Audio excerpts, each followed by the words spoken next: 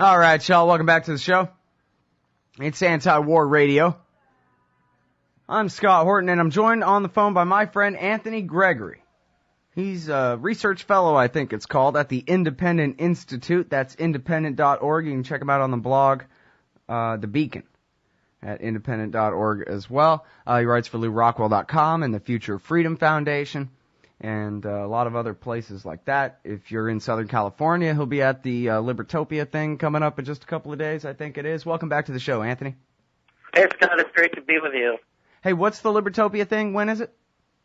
It starts Thursday evening, and it goes through Sunday. It's in San Diego. It should be a good time. Yeah, right on. Well, I'm sorry I can't be there, but Yeah, sounds me like too. a lot of fun. All right, well, now, so here's the thing. I want to talk about the drug war, but I don't want to just preach to the choir here. And the thing is, as you well know, it's a very delicate issue for a lot of people. There's no doubt that drug abuse leads to a lot of terrible consequences for people and that kind of thing. And for a very long time, it's just been completely beyond the pale to say that we need to legalize drugs in, polite society, certainly in political society in America. But, there was a poll the other day that said that 50% of the American people, particularly the younger, support legalizing at least pot. And so, it brings up the idea that, obviously the fact is millions of people smoke pot. Probably some millions of people use cocaine in this country. They're not all criminals. We have a very broken system in very many ways, but I wonder how you think is the best way to approach one of these people who said no way to that poll. Say some golfing, retired conservative Republican voter types who just can't imagine the insanity of such a thing as saying it's just okay to use drugs and legalize and allow this libertine, self-destructive plague in our society, etc., like that. You know where they're coming from. How do you address their concerns? How do you make your legalized drugs argument acceptable to even hear? Well, I think, I certainly don't consider myself a conservative, but I think even a conservative should oppose prohibitions on marijuana. It is news that now half of Americans support legalizing it, which Radley Balco points out is higher than the percentage of Americans who approve of Obama as president. So he says someone at the press conference should ask him what he thinks the fact that pot would beat him in a presidential election. But it's news, but it's sad that it's taken this long, and it's sad that so many people still think it should be illegal. There are many angles. If you're interested in public safety, as I think pretty much everyone is, you can point out that the drug war makes violent crime go up. It creates organized crime because the black markets that emerge to fill the need of the demand for drugs is invariably outside of the scope of the normal legal channels, and so we have the same situation we had with alcohol prohibition all over again. But it's worse now because the drug war has completely it's caused all this violence in Mexico this time around. We have tens of thousands have died because of the drug war. These cartels and drug gangs are not a result of them being drugs. It's the result of the drugs being illegal. The drug most associated with violence just in itself is alcohol. Yet the alcohol market isn't violent. People, there's these, Jack Daniels isn't shooting people and kidnapping people because they can sell their product on the open market. And that's one of the most dangerous drugs there is, but it's legal, and it's better that it's legal because when it was illegal, things were even worse. There's also, of course, the point about liberty. Conservatives and those who oppose legalizing drugs still might think that there's something to the idea of individual liberty. And the drug war has compromised individual liberty, and not just with respect to drugs. It's decimated the Fourth Amendment if it weren't for the drug war, it's hard to imagine them being able to push through the Patriot Act and so many other things in response to 9/11, because Americans used to be jealous of their right to privacy and to be secure in their persons and papers and effects. There's civil asset forfeiture, people getting their stuff confiscated by the government without due process. We're all treated as suspects because of the drug war. And, of course, none of this, it costs a whole bunch of money. Anyone who thinks that we need to turn around the fiscal insolvency of the government has to support some common sense in this area, because many billions are spent fighting the drug war. And, of course, it doesn't work in stopping drug abuse or even reducing it by any substantial amount. In prison, people can get drugs. And in prison, the government has total control. It's the total state in prison, which means you could turn America into a prison and there'll still be drug sales. And so the choice isn't between a drug-free America with totalitarian controls on our behavior or a country with freedom and drugs. Though, to be honest, even if that was a choice, I'd choose the latter because I believe in freedom. But that's not even the choice. The choice is drugs and freedom or drugs and statism and crime and corruption. So the whole law enforcement community has been thoroughly corrupted by the drug war and the money that is involved in the drug market.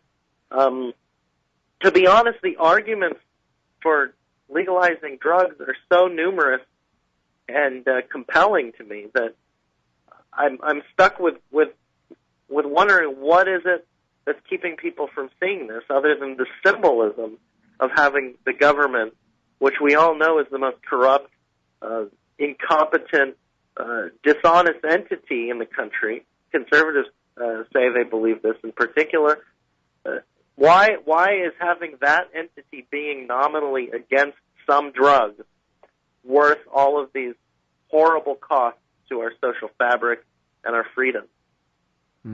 Well, I think a lot of it does come down to if it's legal, that means it's the government saying that it's okay. And, there's that quote from the Supreme Court justice saying government is the moral teacher and all that kind of thing. And a lot of people, raise their kids to understand the law and morality as sort of this two-way street, where one causes the other, and it's not altogether clear which way it goes. And so, there are just a lot of concerned moms, not to just insult them, but there's a lot of concerned moms, Anthony, who would just say, but you're saying it's okay. If it's legal, then it's okay to go ahead and shoot heroin into your scalp until it kills you.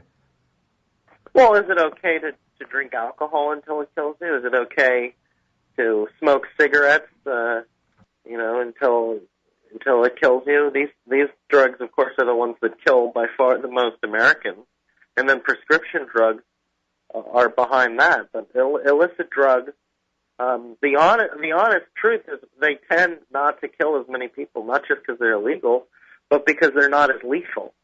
But they do cause immense harm and suffering. But how does a free, responsible society deal with these problems? Does it deal with it with a federal police state, with militarized enforcement, by bribing murderous regimes abroad, by giving money to the Taliban to suppress opium, by playing both sides of the Mexican drug war, by shutting down medical marijuana dispensaries while grandmas with glaucoma and cancer suffer because they can't use one of the most harmless chemical substances in the history of humankind? Is this what we do to deal with drug abuse, or do we deal with it at the family and community and church level? I think the latter is far more humane and civilized. All right, hold it right there. It's Anthony Gregory, independent.org, and anthonygregory.com. All right, y'all, welcome back to the show. It's Anti-War Radio. Scott Horton, I'm talking with Anthony Gregory from the Independent Institute.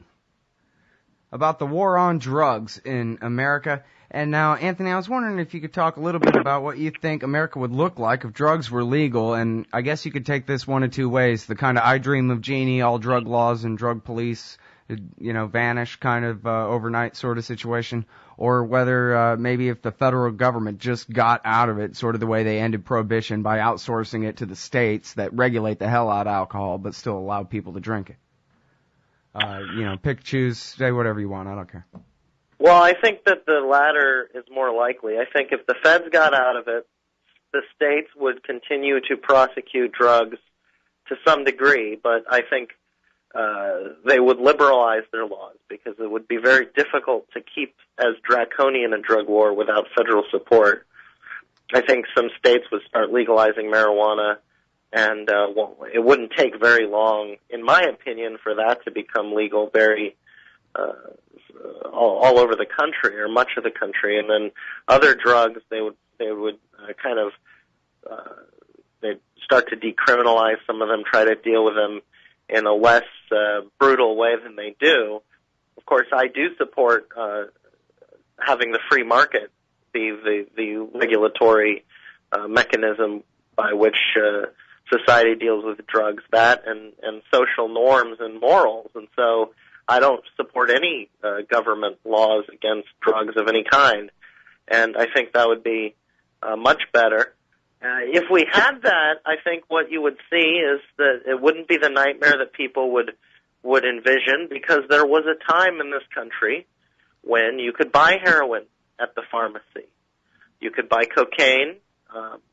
You could buy it for, children could buy these drugs even. They would go to the pharmacist and they'd buy them in measured doses.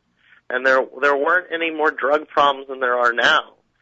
In fact, much of the potency of drugs in the cases of meth and crack, these are consequences of the drug war, because as the law comes down on transporting and distributing drugs, it becomes more and more efficient for illicit drug dealers to carry increasingly potent versions of the drugs. This happened with alcohol prohibition too, which made liquor more popular. And then after alcohol prohibition was lifted, people began shifting somewhat to wine and beer, because and that would happen, I think, with illegal drugs too. I don't think they'd be quite as potent, but people would be able to buy them and in pharmacies or wherever. But there would be, of course, social rules. Private property owners would set rules.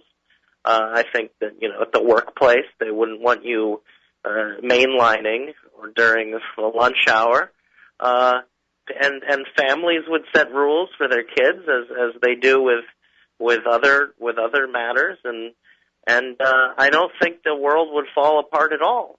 There would still be addicts, as there are now, and there would still be recreational users who do so with varying degrees of responsibility, as there are now, but they wouldn't be in fear of their liberty constantly. They wouldn't have to fear the government at all times and worry about being prosecuted.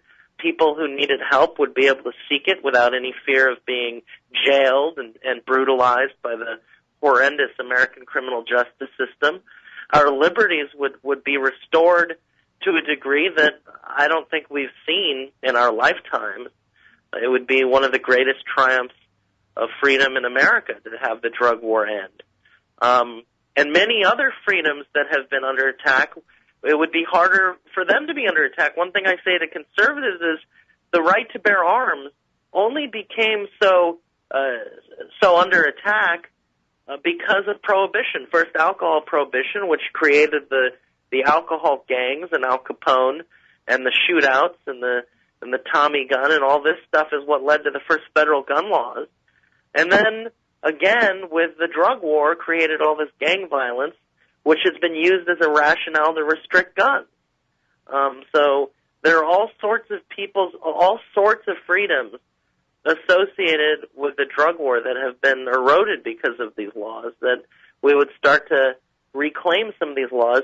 The governments at all levels would be a little less brutal, in some cases significantly so. The police would be less militarized. There'd be far less gang violence. And this trouble with Mexico, in my honest opinion, would end. All of this mass violence, the 40,000 deaths or so, this would end. All the business with the corrupt financing of or arming of the drug cartels, of course, would end. American foreign policy would, of course, continue to be very problematic because it's not just drugs that's involved there, but the drug war certainly doesn't help American foreign policy be logical or humane, with the U.S. Having sponsored brutal regimes and poisoned Latin Americans' crops and all of this. There's a lot of great things that would come about if we just looked at it logically and started with a principle that you don't put someone in a cage because what they choose to put in their body.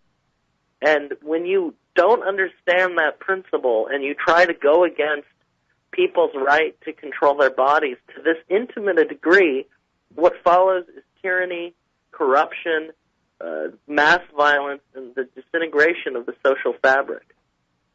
You should really have your own radio show, Anthony. That's some great stuff, man. Thanks. That's far better than I could have done. But now, so here's the thing. It seems like when people talk about decriminalization and sort of kind of a half-hearted thing, I think it comes back to kind of the political message of saying it's okay or not kind of thing. But it seems like the real core of this is not the possession charge on the side of the users. It's the drug trade that needs to be legalized, needs to be turned over to the free market, where instead of having criminal gangs, as you say, you just have regular businesses or the ones you buy your drugs at Walgreens or whatever. Well, sure. I mean, if people have a right to control what goes in their body, then others have a right to sell them substances. As a capitalist, I don't believe in demonizing the drug suppliers. Now, if they're being violent, if they're criminals separate from the drug trade, or if they use violence to protect their turf, then they're menaces. Then they're not acting in a civilized manner, and they are in fact bad guys. Mm-hmm. But I don't believe that we should demonize and criminalize the production and distribution and sale of drugs any more than we do with cigarettes and alcohol. And I know that this comes up over and over when drug reformers make this comparison, but it's so perfectly valid. I was looking at a chart the other day in The Economist where they estimated harm caused to users and harm caused to others around the users by all the different drugs.